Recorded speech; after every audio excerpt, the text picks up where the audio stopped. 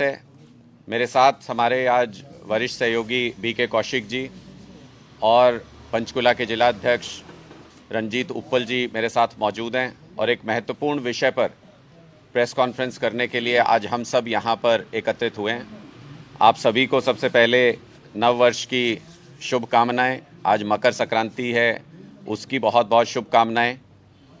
और हरियाणा के सभी लोगों को मकर संक्रांति की बहुत बहुत शुभकामनाएं।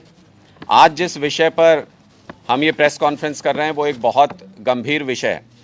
जैसा आप सबको पता है कि हरियाणा में बेरोजगारी दिन प्रतिदिन बढ़ती जा रही है और बेरोजगारी में हरियाणा लगातार कई सालों से नंबर 1 बना हुआ है पूरे देश के अंदर। हालत अब इस कदर खतरनाक हो गई है बेरोजगारी की कि सिरसा में मैंने 2-3 दिन पहले खबर सुनी कि 3 युवा नशे की चपेट में आकर 3 युवाओं की जान चली गई। और हर दूसरे दिन इस तरह की खबरें अब पूरे प्रदेश के अंदर सुनाई देने लगी हैं। ये कितना गंभीर हो सकता है इसका अंदाज़ा आप इसी बात से लगाइए कि 25 लाख युवा पूरे हरियाणा प्रदेश के अंदर बेरोजगार हैं। और जो सरकार 75% आरक्षण का जुमला कि हरियाणा के युवाओं को हरियाणा में मिलने वाली नौकरियों में 75% आरक्षण मिलेगा, जो सरकार ऐसा जुमला फेंक करके सत्ता में आई, जिन लोगों के सहारे आई, उन्होंने पहले तो 75% का कानून इतना हल्का बनाया कि वो कोर्ट के अंदर धराशायी हो गया, वो जुडिशियल स्क्रूटनी को झेल नहीं सका। लेकिन क्या वाकई सरकार की 75% हरियाणा के युवाओं को रोजगार देने की मंशा कभी रही है? इस मंशा पर भी सवालिया निशान खड़ा होता है।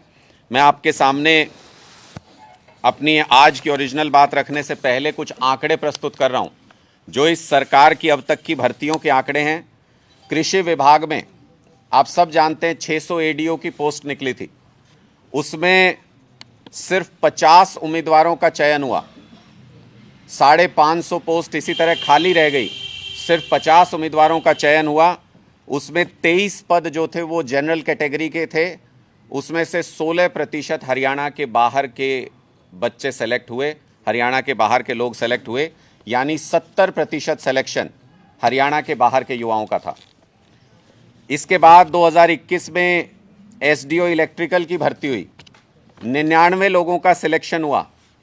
इनमें से 77 बाहर के थे, सिर्फ 22 हरियाणा के थे, यानी 78% बाहर के लोगों का सिलेक्शन हरियाणा की नौकरियों में हुआ। और ये सरकारी नौकरियों की बात मैं कर रहा हूँ।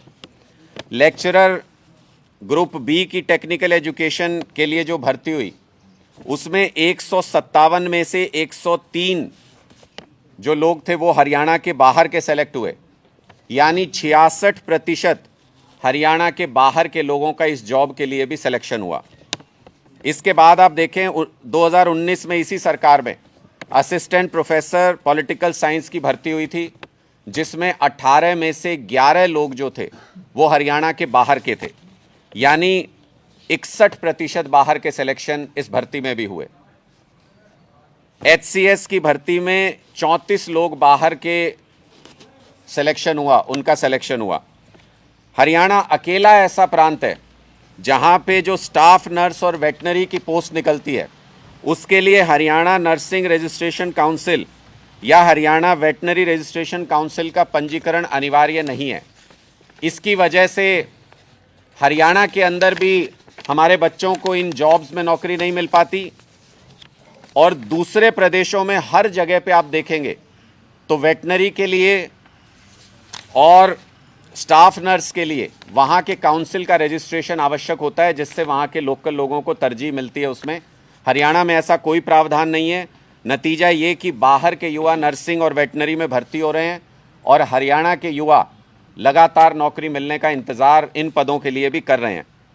पहले सरकार ने कोर्ट में ये हलफनामा दिया कि जो बाहर के छात्र हैं, जो बाहर के अभ्यर्थी हैं, उनको भी सामाजिक और आर्थिक आधार पर जो 20 अंक दिए जाते हैं वो उनको भी दिए जाएंगे। यानी हरियाणा के जो गरीब और पिछड़े वर्ग के जो युवा हैं उनका हक मारा हरियाणा सरकार ने और बाहर के लोगों को मौका दिया कि 20 अंक अगर उनको भी मिलेंगे तो हरियाणा के युवाओं का उतना गरीब और जो पिछड़े वर्ग के युवा हैं उनका हक मारा जाएगा। साथ ही साथ अब जो नया फैसला आया है वो बेहद खतरनाक है, जिसमें हरियाणा के डोमिसाइल की ज़रूरत को ख़त्म कर दिया है हरियाणा सरकार ने। ये बेहद खतरनाक है हरियाणा के युवाओं के लिए। इससे जो अभी तक मैं आंकड़े आपके सामने प्रस्तुत कर पाया कि इतने युवा बाहर के थे, इतने अभ्यर्थी बाहर के थे, वो आंकड़े बताना भी मुश्किल हो जाएगा, क्योंकि डोमिसाइल की अब कोई आवश्यकता नहीं है। एक साइन करके कोई भी ये कह सकता है मैं अब हरियाणा में रह रहा हूँ और मुझे भी इस जॉब के लिए अप्लाई करने का अधिकार हो जाता है। हरियाणा के युवा कहाँ जाएं खट्टर साहब, किससे नौकरी मांगें, क्योंकि आप लोगों ने कोई ऐसा रास्ता नहीं छोड़ा जिससे हरियाणा के युवाओं को रोजगार मिल सके, और बाहर के लोगों को ही लगातार हरियाणा की नौकरियों में तरजीह दी जा रही है, जहां पे ये लगता है कि, और ये सुनियोजित तरीके से हो रहा है पूरा का पूरा, जहां पर ये लगता है कि बाहर के युवा निश्चित संख्या में नौकरी के अंदर नहीं आ पा रहे हैं, हरियाणा के युवाओं से ज़्यादा नौकरी बाहर के लोगों को नहीं मिल पा रही है, वहां पर पोस्ट खाली चली जाती हैं, लेकिन उन नौकरियों को भरने नहीं दिया जाता किसी भी हालत में। हरियाणा के जो सरकारी महकमों के अंदर जो लोग काम करते हैं उनके रेशो को जानबूझ करके खराब करने की कोशिश की जा रही है। हरियाणा की लोकल प्रेजेंस को सरकारी विभागों के अंदर लगातार कम करने की कोशिश की जा रही है। ये भारतीय जनता पार्टी की एक सुनियोजित साजिश के तहत हो रहा है, इसलिए हम ये बात आप सबके समक्ष रखना चाहते थे। साथ ही साथ मैं खट्टर साहब को ये भी कहना चाहता हूं कि अगर आप बाहर के ही लोगों को इतनी नौकरी देना चाहते हैं, खट्टर दुष्यंत सरकार अगर बाहर के ही लोगों को इतनी नौकरी देना चाहती है, तो अपने लिए सीट भी चिन्हित कर लीजिए हरियाणा से बाहर कहीं। खट्टर साहब को कहीं और से ही चुनाव लड़ना चाहिए, क्योंकि बाहर के लोगों को नौकरी दे रहे हैं, और दुष्यंत जी को भी हरियाणा के बाहर ही कहीं कोई सीट ढूंढ लेनी चाहिए जहां से वो चुनाव लड़ सकें, क्योंकि हरियाणा में आप जहां से भी इस बार खड़े होंगे, हरियाणा के युवाओं ने ठान रखी है कि आप लोगों की जमानत जब्त कराएंगे, क्योंकि प्रताड़ित हैं हरियाणा के युवा। ये सीधा सवाल है कि हरियाणा के 25 लाख युवा कहाँ जाएं, किससे रोजगार मांगे। पिछला पूरा 1 साल निकल गया, शायद ही कोई भर्ती अपने मुकाम तक पहुंच पाई। 40 से ज़्यादा पेपर इस सरकार में लीक हुए हैं, बार बार पेपर लीक होते हैं। उसके बाद कई पोस्टिंग्स ऐसी हैं जिनके लेटर देने के बाद भी ज्वाइनिंग नहीं कराएगी, एडवर्टीजमेंट कैंसिल कर दी जाती है कभी। लगातार हरियाणा का युवा बार बार टेस्ट दे करके बार बार ये कोशिश करता है कि मुझे नौकरी मिले, लेकिन इस सरकार के अंदर हरियाणा का युवा परेशान है, उसको नौकरी नहीं मिल रही। हमारा सीधा सवाल खट्टर सरकार से ये है कि क्यों आपने सुपारी ले रखी है हरियाणा के युवाओं की, क्यों हरियाणा के युवाओं को बेरोजगार रखना चाहते हैं, क्यों 25 लाख युवाओं को सड़क पर भटकने के लिए मजबूर कर रहे हैं, क्यों उनको नशे की गर्त में धकेल रही है हरियाणा सरकार, क्यों उनकी ज़िंदगी को तबाह करना चाहती है। ये हरियाणा के युवा सरकार से सवाल पूछना चाहते हैं। आपके कोई प्रश्न हैं तो आप पूछ सकते हैं।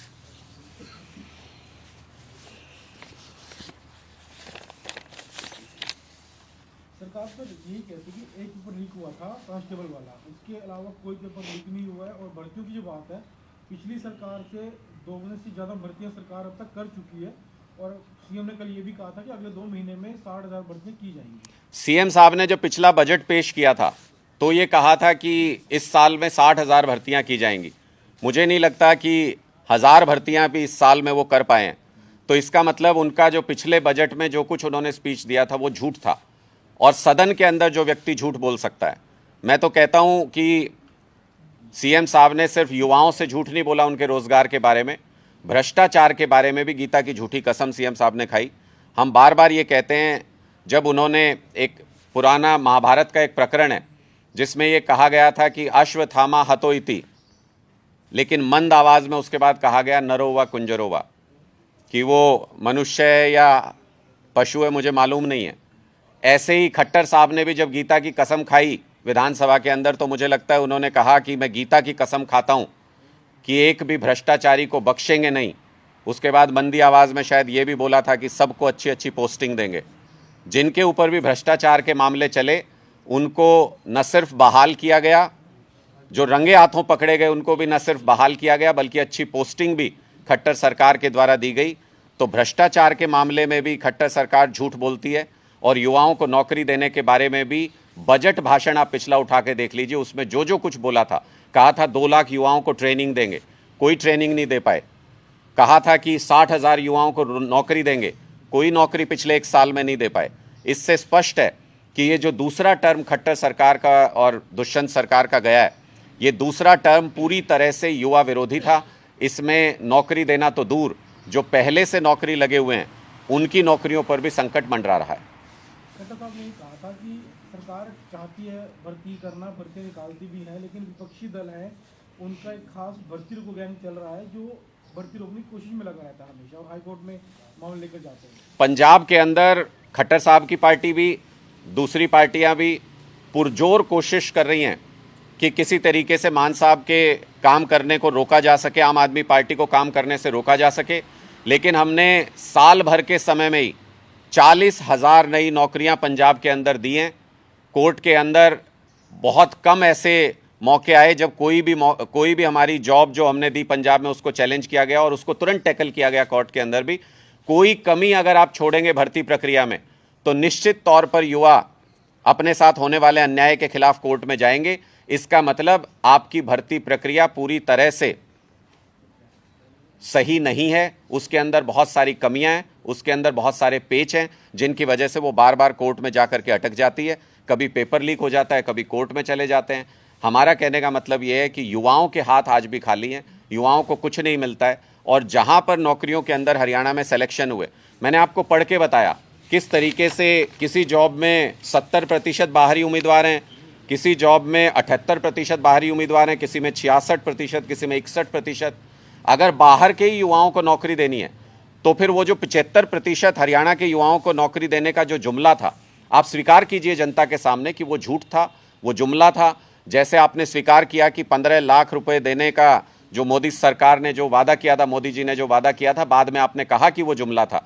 तो ये भी स्वीकार कीजिए कि हरियाणा के युवाओं को नौकरी देने का जो आपका वादा था वो सिर्फ एक जुमला था। आप दरअसल एक सुनियोजित साजिश के तहत बाहर के लोगों को नौकरी देकर के हरियाणा के विभागों में इम्बैलेंस क्रिएट करना चाहते हैं, बाहर के लोगों को ज़्यादा भर्ती यहाँ पर करना चाहते हैं, हरियाणा के अंदर अस्थिरता पैदा करना चाहते हैं, हरियाणा के युवाओं को भड़का रहे हैं, हरियाणा को आग में झोंकना चाहते हैं। ये सारी साजिश भारतीय जनता पार्टी जानबूझकर सुनियोजित तरीके से कर रही है। अगर हरियाणा की राजनीति की बात करें तो कांग्रेस नेता लगभग यही कहते हैं कि कांग्रेस जो है हरियाणा में अकेले लोकसभा लड़ने में सक्षम है, और आज से कांग्रेस का घर घर कार्यक्रम, जो घर घर कांग्रेस कार्यक्रम है, वो भी आज कांग्रेस शुरू कर रही है। देखिए, बहुत स्पष्ट है। वैसे तो मुझे लगता है कि आजकल सुर बदले हुए हैं, 1-2 दिन के बयान आप देखेंगे तो शायद ये नहीं कह रहे हैं कांग्रेस के नेता, लेकिन ये बहुत स्पष्ट है, ये पत्थर की लकीर है कि कांग्रेस अगर अकेले चुनाव मैदान में जाती है तो उसका वही हश्र होगा जो 2014 और 2019 के लोकसभा चुनाव में हुआ। हरियाणा में अगर आम आदमी पार्टी के साथ मिलकर लोकसभा चुनाव कांग्रेस लड़ती है तो निश्चित तौर पर 10 की 10 लोकसभा सीटों पर भारतीय जनता पार्टी को हराया जा सकता है। ये आज हरियाणा का बच्चा बच्चा गांव-गांव में ये चर्चा है कि कांग्रेस के अकेले बस की बात नहीं है लोकसभा चुनाव में भारतीय जनता पार्टी को हराना। आम आदमी पार्टी के साथ मिलकर इंडिया गठबंधन के तहत 10 की 10 लोकसभा सीटें हम जीत सकते हैं। कार्यक्रम चलाया जा रहा है घर घर कांग्रेस, एक बड़ा कार्यक्रम है कांग्रेस का, घर घर तक जाएंगे, लोगों को अपनी नीतियों के बारे में बताएंगे, मुद्दों के बारे में बताएंगे, क्या कहेंगे? अच्छी बात है, हर पार्टी को अपना कार्यक्रम चलाना चाहिए। हम लोग भी लगातार अपने राजनीतिक कार्यक्रम चला रहे हैं और 10 की 10 लोकसभा सीटों पर अपनी मजबूत तैयारी कर रहे हैं। 10 लोकसभा सीटों पर हमारा मजबूत संगठन भी तैयार है। हर गांव के अंदर हमारे 21 मजबूत कार्यकर्ताओं की टीम बन चुकी है और एक बहुत बड़ी बदलाव जनसभा 28 जनवरी को अरविंद केजरीवाल जी और भगवंत मान जी जींद में आएंगे। हम एक बहुत बड़ी बदलाव सभा पूरे हरियाणा की 10 लोकसभा सीटों की करने जा रहे हैं जींद के अंदर। तो ये सब तैयारियां हर पॉलिटिकल पार्टी अपनी करती है, तैयारी अपनी जगह पर है। लेकिन गठबंधन को लेकर जो चर्चाएं चल रही हैं, इंडिया गठबंधन सिर्फ इस सोच के साथ बनाया गया कि जो लोकतंत्र के साथ खिलवाड़ भारतीय जनता पार्टी कर रही है उस खिलवाड़ को रोका जा सके, संविधान की रक्षा की जा सके।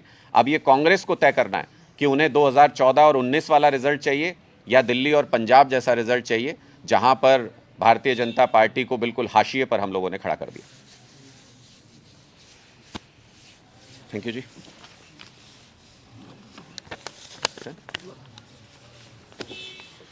Thank you ji.